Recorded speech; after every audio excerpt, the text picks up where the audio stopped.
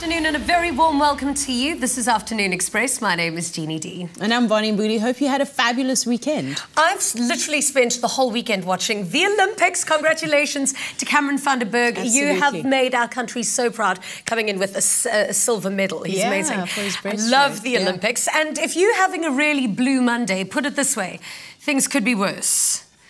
You could be a lifeguard at the Olympics. Did you see they've got a lifeguard at the Olympics who's literally the most bored person ever looking at this. Although, having had a look at some of those swimmers, I'd be quite pleased to give any one of them mouth-to-mouth resuscitation. Well, nobody's drowning anytime soon, that's for sure. Speaking of mouth-to-mouth resuscitation, we're going to be talking sex today. One of our guests in the loft today is Dorothy Black. She's a sex and relationship columnist. Think of her as our very own Carrie Bradshaw, and we'll be talking about sex amongst many other things on the loft today. And Daniela's in the kitchen.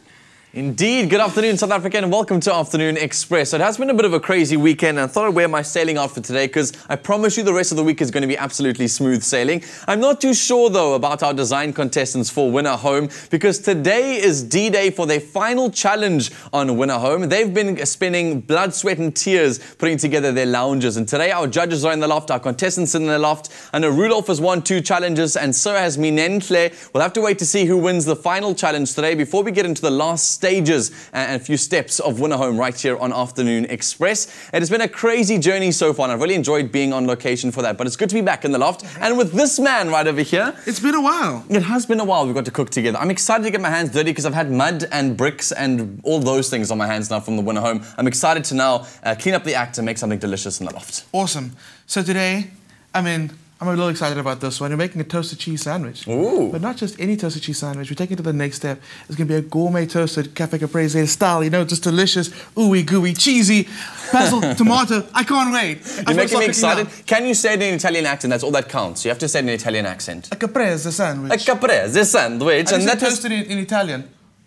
Brown bread making the toast. Oh my like goodness. this. Plus also I know that recently we ran a whole bunch of competitions on Afternoon Express and we love to give things to our viewers, and I got a tweet from somebody to say, you know, when are we going to run a competition in Cape Town? And it is your luck, Cape Townians, because not too long ago Clem was running a masterclass on making a burger and that we ran in Johannesburg, but now it's Cape Town's turn, right? Exactly. So Halman's put the challenge out there for all our viewers to submit their signature recipe on our Facebook Halman's post. It comes out daily, featuring obviously Halman's, the world's best mayonnaise. And this time it's going to be happening in Cape Town. So if you want to enter, obviously you got to be in the Cape Town area.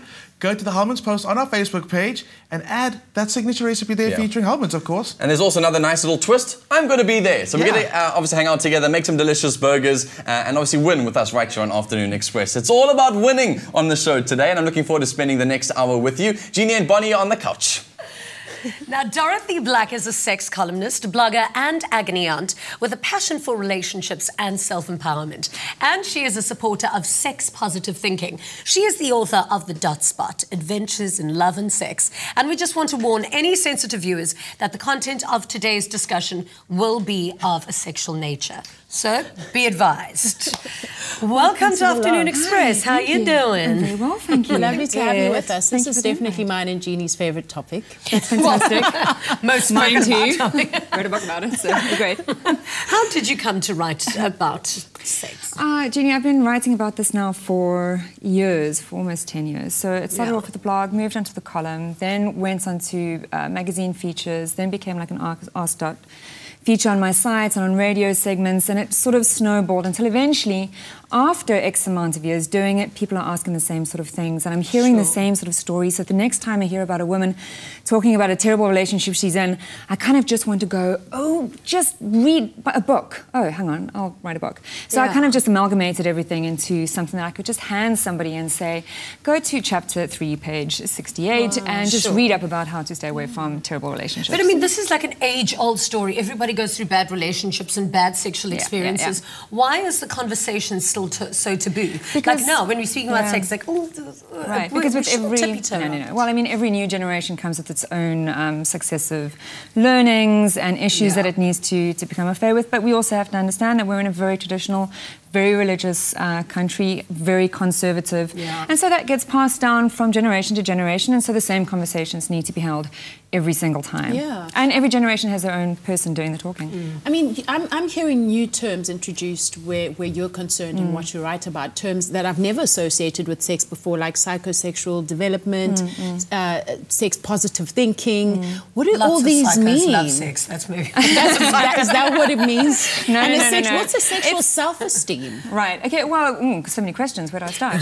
So I think with the psychosexual development, that comes from an old Freud term, but basically it's everything, your emotional, spiritual, mental, contextual development that adds to your sexual self, that makes you who you are in terms of sex and how you see yourself and other people in that environment. Yeah, and whenever on these platforms when we speak about sexual health, especially where women are concerned, it's always the side of sexual health that's like, have you gone for your pap smear? Right. Have you had that tested? Da, da, da, da, da. And we don't speak much about the enjoyment of sex, how we feel being sexual beings. Yeah, well, I mean, if you think of how the taboo around sex started, it started with its roots are in religious bias and stigma around sex. And so we shy away from anything that's pleasure, because if you talk about pleasure, that means you'll have sex. We talk about condoms. We can't put condoms in schools because that'll make children have sex. And that's just not the case. And so we shy away from talking about pleasure because we're scared that it's going to lead people to do terribly bad, awful things. And so we focus more on the things that we can deal with: sexual health, keeping yourself safe sexually, the consequences of sex, you know, the terrible consequences of sex that we're all taught as kids. Teenage pregnancy. You'll fall pregnant and then you'll die, or you'll get some STI and then you'll die. We never talk about, like, basically, you're going to have sex and it's going to suck. But those conversations, right? Everything will be over. Yeah, but those conversations aren't even happening correctly anyway. The other day I was having drinks with friends, and they weren't aware that the fact that cervical cancer is caused by HPV, which is a sexually transmitted disease, and now you can actually go and get an injection to prevent you from getting them in the first place. Yeah. Every young girl should know that, and now it's very new. That. Yeah, well, it's super new, and I think, I'm not sure what the age range is that you can get it in, but it's so new, and so people are. It's just another vaccination that people need to, and that is just education and broad scale information. What conversation is, or what aspect of the conversation is missing when it comes to sex and women in South Africa? I think the conversation is missing, or that we need to be most aware of, is when these conversations start. It's not about sex education in the school. It starts the moment your parent teaches you about your body, what they allow, what they don't allow, what they allow you to say no to, how they teach you to feel confident in saying no, to follow your instinct, to stay away from things that don't feel comfortable for you, how comfortable they allow you to feel touching yourself, exploring yourself, staying away from bad relationships, not feeling like simply because you've been sexually engaged with somebody that means you have to now pledge your life, body and soul to them. Right, yeah. So that is a conversation we're not having. Yeah. We're having the conversations about, you know, safe sex and even abuse and gender violence, but we're not talking about how do we get to that point that we have to have these conversations, and that starts very young in the home, and how you're parented around that. It's quite traumatizing how this conversation has to happen from, like, at such a young age now. I think when we were kids, like, we were teens already when we were first told about it, and now that conversation has to happen with kids much younger. Yeah, but understand, it's not the birds and bees conversation, it's the relationship conversation. And I think what we're forgetting about is that it's not just talking about, you know, the ABCs of how to do it. It's about how to have good relationships with yourself and with others. And that starts young. So we don't have to talk to parents about how you're going to sit down and have the birds and bees conversation with your kid. What we're talking about is, how are you telling your child to love themselves, to care for themselves, to say no or yes to people who are good or bad for them. Yeah. That is the sex conversation that we're not having, because it's all about relationship with self and then with others. How can it affect somebody sexually if you don't get told from a young age how to be aware sexually and confident sexually? I mean, surely that must have huge effects later on in life. Well, we can just see, like, have conversations with the people around you, like the bad relationships that we stay in, the abusive relationships that we stay in, the fact that we can't go see a gynecologist or go for STI checkups because we're scared that if we do that, people will think that we're having sex, and therefore, what does that say about our moral character? Or if we have sex too young, what does that say about my virginity? So, Yeah, same. But also, people aren't having the conversations within relationships of now that we're having sex. When last did we test it? What kind of contraception women are also are we going to very use? ashamed to just say, I enjoy sex. Right. I want to have sex. Right. I mean, that seems so like wrong for a woman to say. Well, of course not. I mean, it's taboo. Sex is taboo to have a conversation around, and then certainly women having sex and women finding pleasure is certainly a big taboo, because to embrace that would mean that women can embrace their power around it. Wow. You touched on something just now that was so important, and I don't know, but we'll have to get back to it. We're going to get back to it. You're not going anywhere. And remember, if you have any questions or comments for our guests today, then tweet us now at Afternoon Chat using the hashtag Afternoon Express. Comment on our Facebook page or call us live on 083 913 3728. Let's head to the kitchen with Danilo. Let's talk about sex. Indeed, more from Dorothy Black coming up after the break right here on Afternoon Express. Plus, we're making the ultimate Caprese toasted sandwich on the show.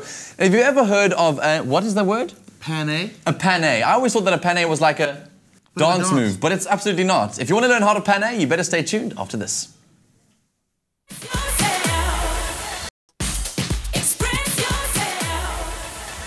Welcome back to Afternoon Express, and yay, we're in the kitchen. Over the next few weeks, we'll be introducing you to the products from SASKO's range of breads, flours, and quick treat bake mixes. Some of you may be familiar with the entire range, or just maybe a handful of products, but what we're going to show you is how versatile they are and what you can create using SASKO's range of products. Now, in today's recipe, we turn an otherwise ordinary sandwich into a lunchtime masterpiece using SASKO's low GI all-in-one. Right? Let's get cracking. Okay, cool. Also learn how to do that, what's it called, a Panamera. That's dabbing. That's dabbing, but it's, I'm gonna name it. We're gonna dab the bread in something later. Okay. But no, we're gonna start panning first. Okay, so let's actually do that. Let's get cracking straight away. So I've got my egg over here. So basically what panning is... Get cracking with cracking an egg. There we go. It's that method of coating something in like a liquid and then a flour and then a crumb. Okay, giving that crispy outside. Exactly. That's what's so different about this one. Because it's not just an all toasted cheese sandwich, it's been panned, which is amazing because I've never actually seen anything like this before. So it's a cross between like a tempura toasted sarmy. Because you know toasted sarmies, when you put them inside of a toaster, generally make the outside browner, but not necessarily crunchier. This is going to add a whole new dimension of texture. I really think it's a cross between like a French toast and just like an amazing toasted cheese sandwich. So we're going to get cracking. So what do you need? What do you need from me? This. What I need first is the SASKO all-in-one low GI bread. I'm going to keep it like this. Mixing How many slices do you need? It is. I'm going to go with 2. 2 slices. 2. Cool. Are you ready? There you go. We're going to be quick. Gotta be quick. Go, go, go. What I do first is put the bread down. Snack. A snack, yeah, absolutely. So, you like mozzarella cheese? I love mozzarella. I think these 2 should be enough, but hey. And it melts so beautifully. It really gives a nice creamy richness when that hits the hot pan. And your heart, just like love, stomach, happiness, everything. Cool, so 3 generous slices of mozzarella go down. Then some fresh basil. I love using fresh basil, especially in sandwiches. Yes. When they actually stay in the sandwich. And you have to use mozzarella in this one because the Caprese traditionally has got mozzarella, and then it's got your basil, and then it's got your tomato. Or mozzarella, basil, and tomato, because it's there, but you just added so much emotion to that. We're making the ultimate sandwich, you've got to do with the ultimate accent. Yeah. Also, so I get my pan on heat, I need that to heat up so long. That's fine, I put this on the side. So next step is the panning step. So what we're going to do is quite easy. It's going to go milk, real quick, flip it over, dab. Dab, dab. A little bit of flour. So what happens is, this creates a bit of the glue first, right? Yes. Then the flour is going to be like, almost like the Velcro effect, which is going to help. Let's first get some oil in the pan, how about that? It's going to help our egg stick to the bread, which is, that's where that kind of like French toast part comes in. Okay. Which is very important. Yeah, because the egg obviously gives a nice crispy brown on the outside. That's why everyone puts a slight little brushing of egg on the outside. So you want that color difference as well as that crisp difference. And it's all about flavor, just like creating texture as well. Okay. So the pan is on, getting nice and hot. I've added some butter and olive oil. Reason being, the butter adds that slight, again, that brownness, that richness, that full flavor. And the olive oil is just to kind of compensate, not using too much butter. And stops the butter from burning, you know? Gotcha. Cool, so then put it in the egg. That goes in there. On the pan, and that crisps up. Toasting. Listen, what happens if I don't want to use this bread necessarily, or I don't have this one at home at the moment? What other alternatives can I use? Well, thank you, Dan, for asking. Oh, okay. Because you're right over there. One of my favorite breads, it is the SASKO Plus. Now, get this, right? It's cranberry-infused brown bread. So if you can think about the combination of like popping bursts of like cranberries in your mouth. Sweetness. Like, when you're not expecting it, it just comes through. So also, like in addition to being low GI and high in fiber, additional vitamin C. Yummy. How Yes, amazing because is that? cranberries are like a superfood. They've got so many bits of nutrients in it, particularly that vitamin C. And it's so nice to have another alternative to use. And to use it for desserts as well, which is quite amazing. As Yeah. in a bread and butter pudding. Yeah, exactly. Definitely, go for it. And Try you're it. so clever because we are trying to teach people about the versatility of the range of products. And here we go, already 2 for 1 today. 2 for 1. So obviously, like you said, the caprese has to have a tomato element. What I've done is I've got some olive oil in there, another little knob of butter, again, just create some more flavor. I'm going to add some cherry tomatoes, beautifully ripe cherry tomatoes. Yummy. There's so much flavor in them right now. That's going to start cooking and start blistering and popping open. That juice is going to start coming out. Yes. It's going to be amazing. It's going to be awesome. So what I'm going to ask you to do, Dan, Yes. is if you, let's be smart about this. Let's just use that board over there. You can toss that board over here. Slide this over. I'm going to give you this one. I'm going to swap sides. Oh, wow. So these are nicely done ones. They are. They're absolutely you. amazing. And that big knife, again, I think the big knife would work really well. Ta-da! Cool. What do you think? They look amazing. They look so good because they're a lot browner than usual toasted sandwiches. And it's all about the texture. The texture is so different. And it's simple, easy to make. It's the best. And honestly speaking, I know a lot of people buy those toasted sandwiches from restaurants and things, and this is something so perfect you can make for your kid for lunch at school and put it inside their lunchbox. Because even though it might, you want it nice and fresh straight off the pan, it's something that will keep for a long time. Absolutely. So while I'm busy plating up the last few elements of this, we've got the base of it done. I'm going to start it up quite rustic. Like, what do you think about that? How's that? Oh, geez, yeah, that is amazing. My type of food.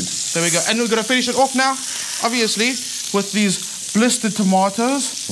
I think that looks so good. Oh, so yummy. So you're almost deconstructing a toasted salmi with the caprese, because the caprese goes on the outside, the tomatoes on the outside. Have a little bite of your tomato with a little bit of your salmi, and then you've got a complete dish. Absolutely. A little bit of green to finish it all off. And I think Yummy. you're done, Dan. Looks amazing, Clemens. The key to the perfect sandwich is definitely in the bread. And with a wide range of SASKO bread varietals to choose from, you cannot go wrong. We hope that we've inspired you to make something delicious using SASKO products. For more recipe information, check out the SASKO website and their Facebook page. Also, Afternoon Express and SASKO are giving you the chance to win a SASKO product hamper and toaster valued at 2,000 Rand. Simply cook a dish using any SASKO product, take a picture of your dish with the SASKO product used and post it onto the Afternoon Express Facebook page along with the name of your creation. Now this is where I want you to get out of the box and think creatively, because that's where you're going to have the most amount of fun. And you could win big with us right here on Afternoon Express. T's and C's do apply. Back to the couch with Jeannie and Bonnie. Now, what a time to be alive. You know you've got a good women's show when the men are in the kitchen cooking and the girls are on the couch discussing SES. During the break, we chatted a bit, and Dorothy, I asked you, how is it that a person can say, I'm in a really bad and abusive relationship, but I can't leave because the sex is great? And we've all come across those stories. How does that actually correlate, if it does at all? Yeah, and I think what we had sort of touched on was, whether it was the sex of the relationship and, what that was about. And what I say to everyone when they bring that to me is, you are bringing the good sex to the relationship. The person isn't. So it doesn't matter. It's not about the sex. It's not about the sex being good, because that is you being able to do that. It boils down right back to the relationship. Why do you think that is what you deserve? You deserve great sex, but you will take that to the next one. Why are you making the choices to stay with somebody who is emotionally abusive? And so that comes back down to what you think you deserve, what your boundaries are. Do you know what your boundaries are? And it comes right back down to self-knowledge and your self-empowerment around sex. Okay, but what constitutes good sex? I mean, what happens... Because you did say, as Jeannie then said, but there is such a thing as bad sex. Yeah. But what constitutes good and bad sex? Because surely if you're in a relationship and the sex is bad, surely there's other issues, not the physical. Well, yes and no. So yes, because great sex comes down to self-confidence, it comes down to being exploratory, having a sense of humor, having confidence, being able to communicate above all, being able to trust. But it also comes down to knowing how to sex somebody properly. We don't sex someone. we don't pop out of the womb knowing how to be good lovers. Nobody is suddenly, wakes up. I mean, most people don't wake up knowing how to be great chefs or great doctors or great... You have to learn. And so you have to learn how to be a good lover. Yeah. If that means you need to read books, you need to go to Google. Google is your friend. Yeah. If you need to practice, then you do that. But you do need to learn the actual techniques of being a good lover. Yeah. And so it's yes and no. It is both. I mean, I find it offensive. It's actually rude if somebody is a bad kisser. I'm insulted. I love a bad kisser. I think a bad kisser is great because a bad kisser is a really good first indication of, no. No, thanks. You said you made this easy for me. Yeah. You also mentioned earlier that you are for the idea of checking it out first. Yeah, I think we shy away from sex Test for many... driving. Yeah, test driving. One of the questions I get asked quite often is, how soon after you've met somebody should you have sex? As soon as you want, as soon as feels comfortable for you. The only reason we're having that conversation is because we come from a background in years and generations, eons of sexual stereotyping and traditions and taboos around it. When we meet somebody, we want to understand the whole part of them. Yeah. How are they with other people? How are they with jobs? Can they sustain themselves? Are they adults? Can they look after themselves? Can they clean up, own a house? Are they financially secure? Why do we shy away from sex? Why do we want to know that we have everything in common? Religion, politics, books, movies, but we're not so sure about sex, we'd rather just leave that off to later. It's a form of communication. You want to learn that language. You want to know if you speak the same language, if you have the same ideas, the same kinks, the same enjoyments. When are you going to do that? 5 years down the line? It's not going to make the relationship any better. And if somebody's going to leave you, you know that old saying about, well, all they want is some... If a man is going to leave you because you've had sex with him, you didn't want him in the first place.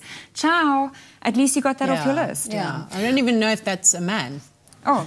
Well, we've got a caller on the line. We've got a caller on the line, and we know that everyone from the East Rand understands good loving. Just look who comes from there. Joe from Benoni. How are you? How are you? I'm from the East Rand, so we love you. What's your question or comment? My comment is, I was with my husband for 21 years before he died, about 15 years ago. And let me tell you, the intimacy and the sex was great. My husband really, really knew what he was doing and satisfied me and me, him. Then about 7 years after he died, I was in a relationship with somebody else, but the sex was not good. And you know what? I decided one of the reasons, as the lady, Ms. Black said, was there's other reasons, obviously, that contributes also to bad sex. So one of the reasons for me was it was not good. And I decided to end the relationship because I was not satisfied. And my comment is that I was empowered enough to say no. I deserve better. I need to be satisfied. I need to be enjoyed as well. And I just ended it. And I just feel that women should know, be empowered enough to say yes to good sex. Amazing. Go, girl. Thank you, Joe. Thank you for your call. Get your life. Okay, so what does a sexually empowered woman look like, other than Joe? Well, I think we got it. And does age have anything to do with it? Does a woman become more sexually confident? I get very worried with women who bracket age on either side. So young women who think that older women who are dressing a certain way or sexually expressing themselves a certain way are cougars or morphs, or and then vice versa. I'm always going to dress like a cougar. And when we look at like older women looking at younger women and kind of poo-pooing them because they don't have the experience.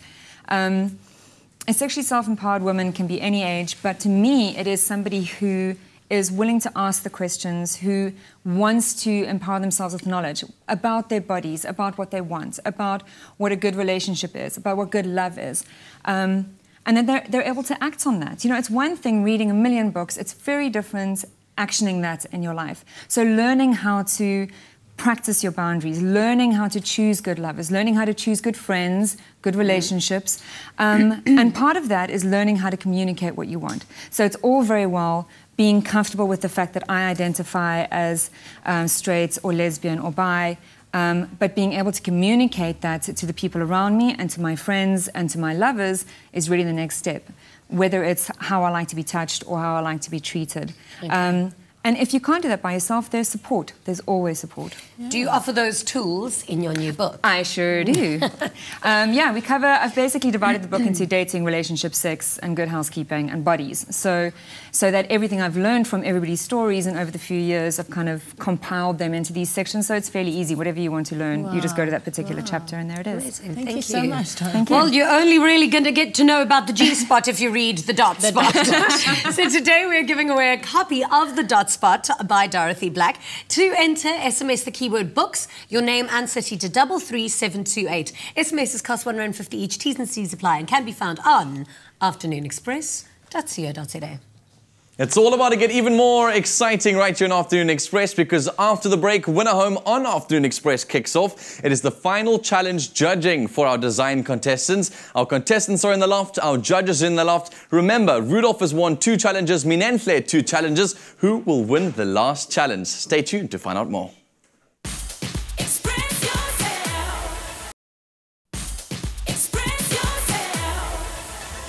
Winner Home on Afternoon Express, where you, the viewer, can win one of 3 luxury apartments at Valdevia Estate in the Cape Winelands, worth over R3 million. Designed by our 3 contestants using finishes provided by Stone and Plascon. Indeed, and welcome back to the show. We are so close to the end, you can almost taste it.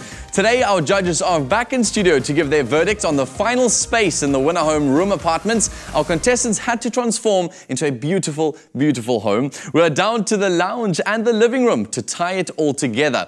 Joining us, of course, are our 3 design contestants, Joanne, Minenhle and Rudolph. Good to have all 3 of you with us. Minenhle, I have to ask you, my friend, because this is news that has to be shared on national television. On Friday and last week, we mentioned that you had your car stolen while you were on your way towards finishing this apartment, which set a whole bunch of setbacks. On Friday, we mentioned that we were going to let the national, obviously the SAPS, know about this, and we've reported the case. What is the update?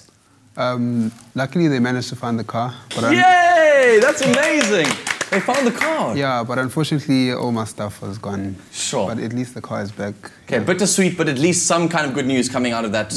I'm really glad to hear that that's happened. And obviously, the judging has happened throughout the process. You haven't been negatively marked on that.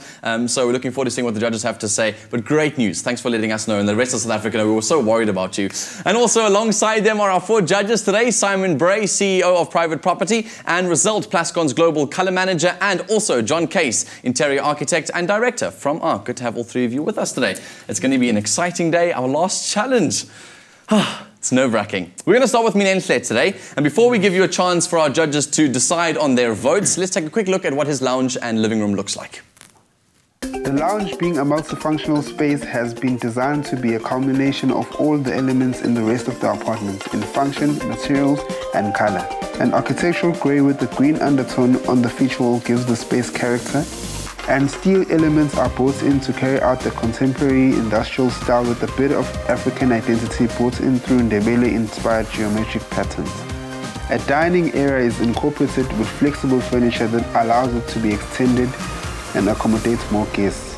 For consistency and flow, identical curtains from the master bedroom are used, complemented well by brass details evident in various furniture pieces.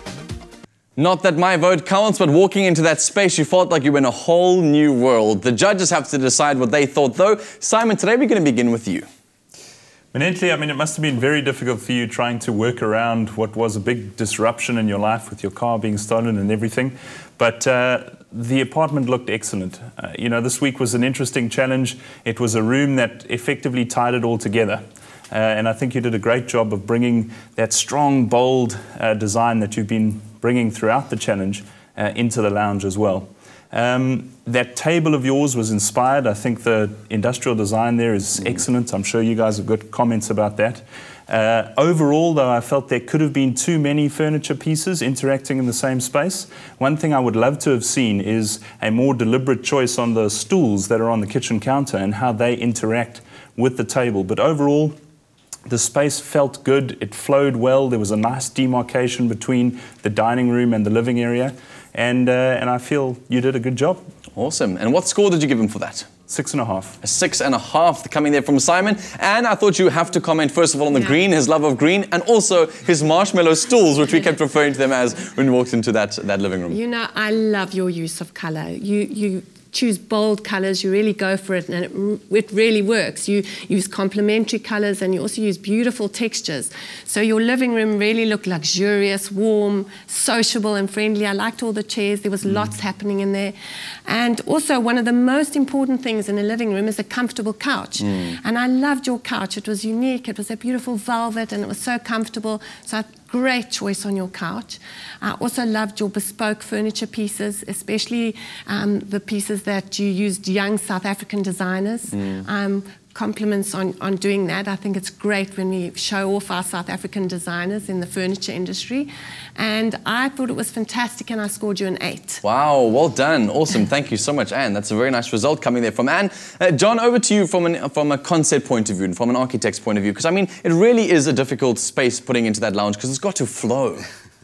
No, I think Manently, I think the first thing I wanted to say is I think, you know, you've definitely surprised me. And I think this last challenge proved that sort of further in this competition. You know, I think, you know, what I liked about your space was that, you know, initially, you know, the table for me was definitely the showpiece. I mean, that's easily a marketable product. I mean, I really, really enjoyed it. I mean, the way that you were able to sort of flexibly sort of open the table up, the brass detail on the top, I think was a superb little touch.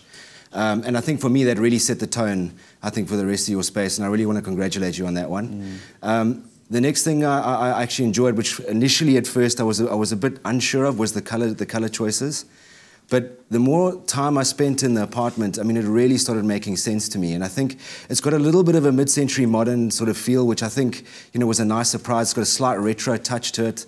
I mean, your TV unit, I think, unfortunately, obviously, you know, with your carving stone, and I think that was obviously a terrible letdown. But nonetheless, I thought it was a great job. Sure. And in terms of putting it all together, because I mean, Manently always throughout these different challenges has been seen as the visionary, lots of big ideas, but putting them together becomes a difficult story, and making the big practical has been his thing. So did you mark him down on that? What score did you give him? No, I didn't mark him down. I mean, I think the one thing that, I mean, I saw, actually, I was fortunate enough to see a little sketch of what the unit would have looked like. So that did kind of give me an idea. I think the one thing I would like you to focus on is just the storage as well. You know, just focus on storage. Think about the equipment that's needed in those areas. But I still gave you a 7.5. Sure, very nice score there. All right, so that's all the scores complete for Manently. Good stuff. You're feeling sort of relaxed and ready to go for the next one. Our next contestant that we've got to have judged today for the final room is Rudolph. Let's take a quick look at his lounge. This lounge for the entertainer offers a spacious room with excellent flow that allows the kitchen island to expand into the living room. A one-of-a-kind 3D wallpaper that changes color welcomes you into the home. The painted bulkhead fuses the entrance hall with the living space. Neutral furniture creates a softened and comfortable palette that can adjust to any taste changes. The leather artwork on the TV unit screens your choice of either the audiovisual equipment or library and decor section. A handmade rug repeats the textures and patterns of basketware throughout this tastefully curated apartment. So what I found was some really interestingly chosen ideas, and there's some big and bold ideas actually chosen for him, and unique ones. I'm interested to know, Simon, from your side, how you think this affected the marketability and the sort of value add to the property. Well, I think the one area that I felt a little bit let down with in Manently's apartment was the lack of design and styling in the entrance hall. And I think, Rudolph, you did a great job there. Beautiful mirrors standing there. You get presented with everything the apartment's about as you walk in the door. And then to top it off, as you walk into the space, there's that incredible unit that looks more like a fixture than a piece of furniture. You know, that lovely concrete finish, that sliding leather with the beautiful dappled cutouts in it. I think that really is a unique piece, and that adds to the value of a home. You know, when you see a fixture like that, it really does improve the marketability and the ultimate value of that asset. So I think you did an excellent job. Also, I like the way the dining room isn't really there until you want it to be. And I think that's going to make it a great space for entertaining. The only slight concern I had was a lack of accommodation if you have a number of guests in the place. I think not enough chairs around the dining room table or in the lounge. And hopefully they'll be touring the rest of the property because they feel so excited to be in there. Talk me through what score you gave that really positive feedback. I still think it was an excellent room. I gave it a 7. A 7, which is slightly higher than your previous score for Manently, but only by 0.5. Anne, your comments. Well, I thought it was a very stylish and elegant room, but also I loved the use of colour, and it was also very creative. Moody Blue was a fantastic choice because it's a colour you come home to. It's relaxing, but it's also optimistic and inspiring, so a great colour choice. I also loved all your handmade things like the carpet and the ceramics and things that added to me the luxury of the place. So I thought it was an excellent living room. I also liked the entrance hall and a bit of fun with the 3D wallpaper. So I also scored you an 8. Sure, very nice. Anne is in a good mood today with all of these scores. It's good to hear. It is wonderful. John, over to you. Yeah, no, I think firstly from an interior architectural point of view, the TV unit was a big win for me. Like Manentle's table, I think you showed a lot of ingenuity there. The Caesar stone tops, I think, was also a really nice touch. It kind of took it out of the cabinetry field and more into something that was sort of part of the fabric of the building, which I thought was great. The LED lighting at the back of the shelving was a really nice touch. A lot of effort went into that. And lastly, that leather screen, I think, was a really, really nice touch. I mean, you know, it definitely was an interesting use of materials. It was not something that you'd see every day, which I really, really enjoyed. The second part, I thought, another point was the carpet I actually thought was quite a nice piece. It wasn't, you know, a rectangular or square piece. It didn't sort of delineate the space. So I think, you know, that for me was great. Obviously, the ochre chair was a great choice, you know, because I liked the swivel base. You know, it gave you that flexibility between, you know, conversing with other people as well as watching TV. Color choice was also great. I enjoyed that. The one thing I think that maybe wasn't my favorite item was sort of the coffee table ottoman idea. I just think that, you know, you're putting a drink down, it kind of was a little unstable, but nonetheless, I think you did a great job. And you spent so much time painting that ottoman to get it to the right color for the apartment, so that must have really stabbed him nice and deep. Yeah. But you have to give him a 0.5 higher than your previous result for Manentle in order for him to be tied with Manentle. What score did you give him? I gave him an 8. An 8, all right. So that already brings him to 23, 1 point higher than Manentle. Rudolph slightly in the lead thus far. So that leaves only one contestant left to judge with us in this living room, and that is again you. You always have to wait till after the ad break. It's so sad. We'll see you after the break to find out what exactly happened with Joanne's lounge.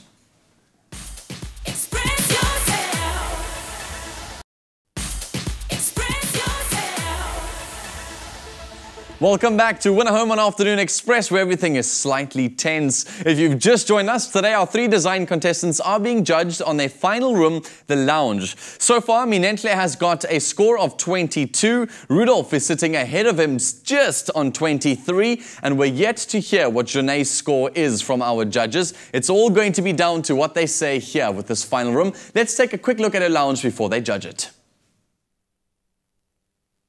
Area, and so it's important that the energy must flow, and my space accommodates just that.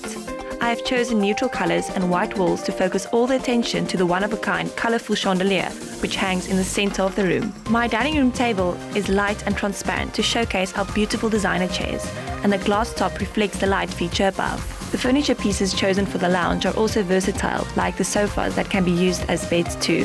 The Caesar stone coffee table was custom-made for this space. This is a true designer lounge. So, Rudolph's won 2 challenges, Manentle's won 2 challenges. Judges, no pressure. Will Joanne win a challenge as the last challenge of the day? Simon, start with you. I certainly hope so. Joanne, I think that room was excellent. That's what we've really been waiting for, what we've really been looking for. And I think, certainly from my perspective, coming into your entrance room, seeing that beautiful mural on the wall, looking through to that chandelier, seeing the afternoon sun hitting that chandelier, it just felt right. It felt like a great energy in the room. It felt like there was a dynamism and a playfulness about the space, and yet all of the pieces were there. You know, there was great furniture, great accommodation and seating for all of the guests that you'd have entertained, a beautiful dining room. I felt that the dining room was the best in terms of how it related to both the kitchen and the lounge. It felt right. It felt like it fitted there. So I was very, very impressed, and I gave you an 8. An 8, well done. Okay, that's a very good score coming from Simon. Anne, over to you.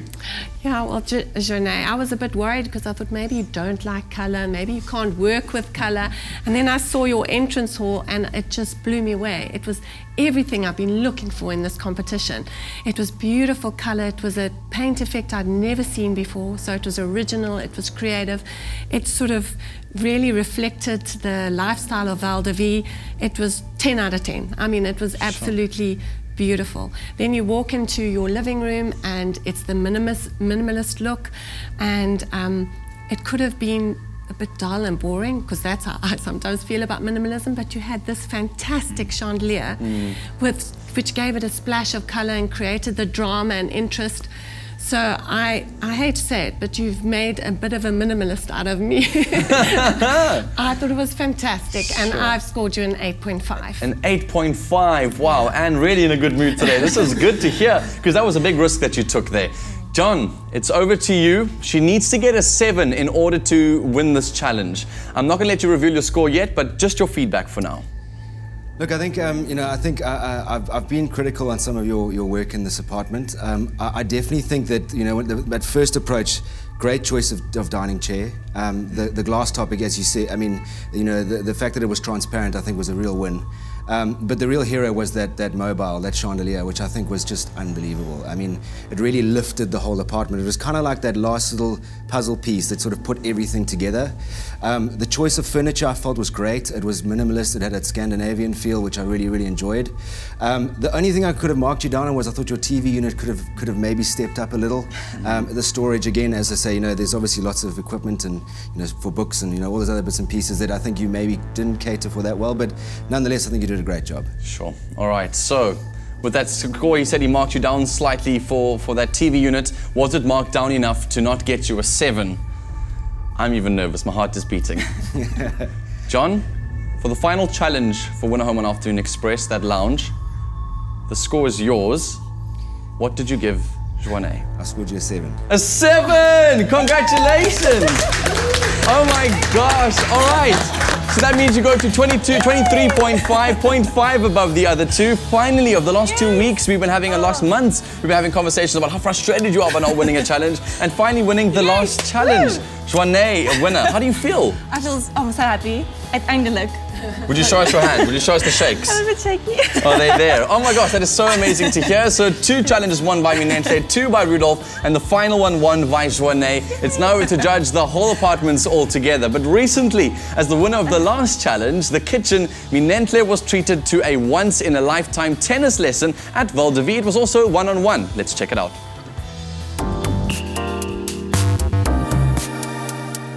Winning my second challenge, which was the kitchen, was a great feeling for me. Overall, I'm more excited about the prize, which is a tennis lesson at Valdevi. I haven't played tennis in a while. Hopefully, I still have it in me. I think the last time I played tennis was when I was 10. So I'm just going to give it a few swings. All right, here we go.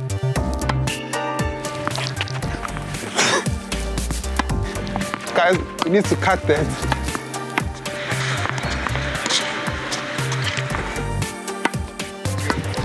Minentle, that's not bad, but there's definitely a couple of things we can work on. Okay, Minentle, the first thing we're gonna change is your grip.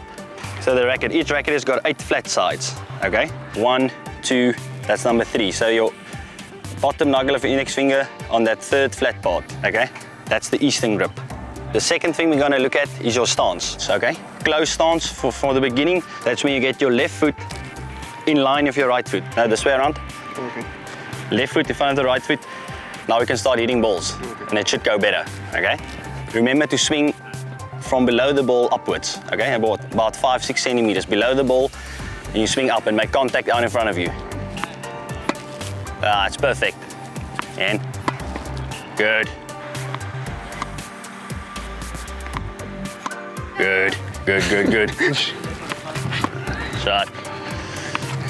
Okay, Minentle, now that we improved 2 aspects of your game, I'm gonna go back to that side and see if you've improved. But so far it's looking good. Well done, Minentle. Thanks. Just one more challenge left. Hopefully I can get the hat trick and go for my 3rd win. So yeah, it's game on. That wasn't too bad.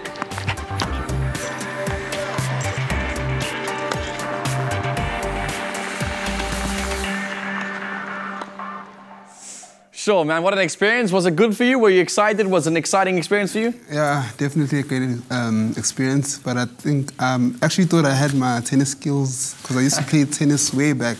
But, you also mentioned in that insert that you were sure that you were going to take the final challenge, but a very big congratulations to you, Joanne, for taking the official final one. It's that nice little bit of confidence, hopefully, as you go towards the end of Winner Home Right on Afternoon Express. Remember that just because Minentle and Rudolph have won more individual challenges, it doesn't mean that Joanne can't be the overall winner of Winner Home Right on Afternoon Express. The judges will still pass their judgment on the apartment as a whole, and you also have a say at home as well. After the break, we take a look at the viewer votes as they stand. Don't go anywhere.